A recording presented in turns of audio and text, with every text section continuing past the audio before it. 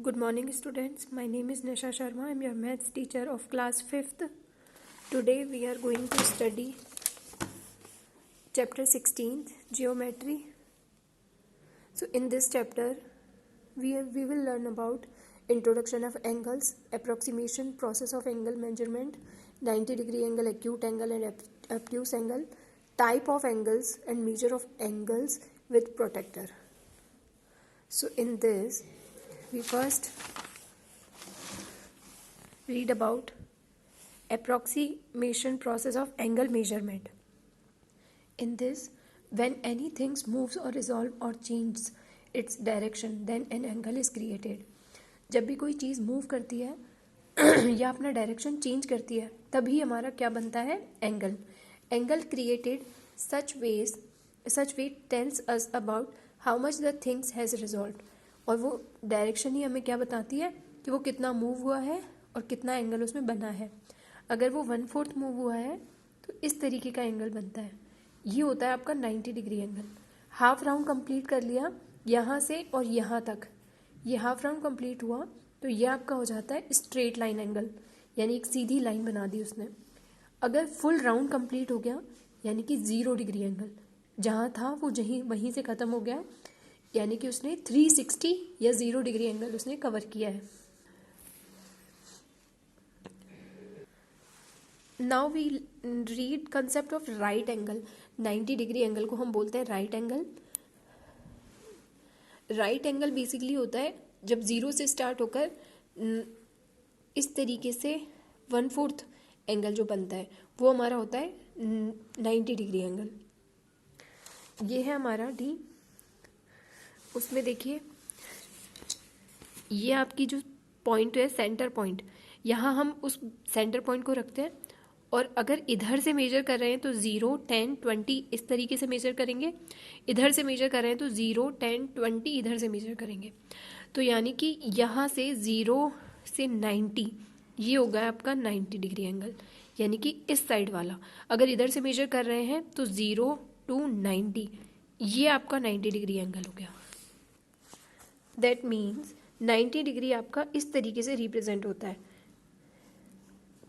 ठीक है, ये आपका 90 डिग्री एंगल होता है by the folding of paper. अब फोल्डिंग ऑफ पेपर में भी 90 डिग्री एंगल बनेगा इस तरीके से.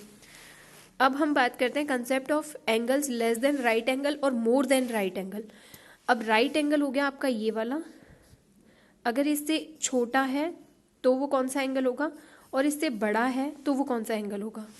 ठीक है, the angle which are less than 90 degree is known as acute angle. यानी कि अगर 90 डिग्री से छोटा है कोई एंगल तो वो आपका एंगल हो जाएगा एक्यूट एंगल. ठीक है, the angles which are more than right angle, यानी 90 डिग्री से अगर आपका ज़्यादा है तो वो हो जाएगा आपका ऑब्ट्यूस एंगल. यानी कि ये पूरा एंगल आपका है ऑब्ट्यूस एंगल. ठीक है, फिर आपका बनता है स्ट्रेट लाइन एंगल, यानी कि इस तरीके से. तो स्ट्रेट लाइन एंगल आपका ऐसे बनेगा. ये सेंटर पॉइंट, तो हम मेजर करेंगे इसको डी से. इस पर हम पॉइंट लगाएंगे यहाँ इस तरीके से. तो इधर से 0 और ये कहाँ आ गया 180. यानी कि स्ट्रेट लाइन एंगल कौन सा एंगल होता है? 180 डिग्री के एंगल को हम क्या बोलते हैं? Straight line angle.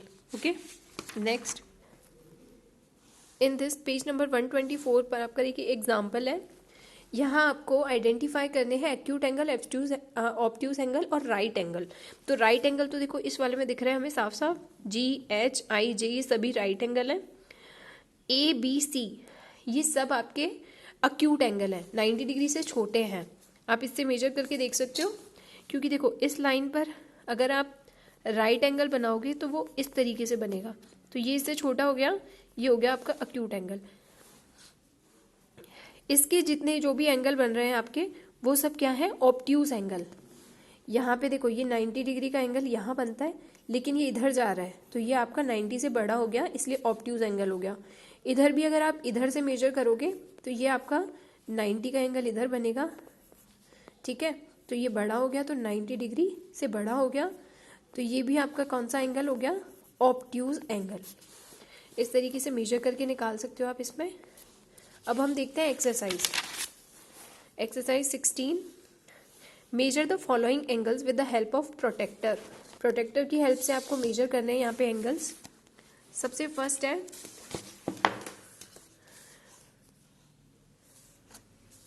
इसके इस सेंटर पॉइंट को ओ दे देते हैं, नेमिंग ए एंड बी। तो ओ को हम इस तरीके से रखेंगे, हम हमेशा ऐसे ही रखते हैं प्रोटेक्टर को, ठीक है। ये लाइन एकदम इसके इक्वल जा रही है। अब यहाँ से मेजर करो 0, 10, ये कहाँ पर आ रही है, 30 और 40 के एग्जैक्ट बीच में आ रही है, यानी कि ये आपका एंगल हो गया 35 डिग्री, ठीक है। अब हम इस वाले को मेजर करेंगे ओ, ए और बी। एग्जैक्ट इसी तरीके से ओवरलैप करनी चाहिए इसकी नीचे वाली लाइन।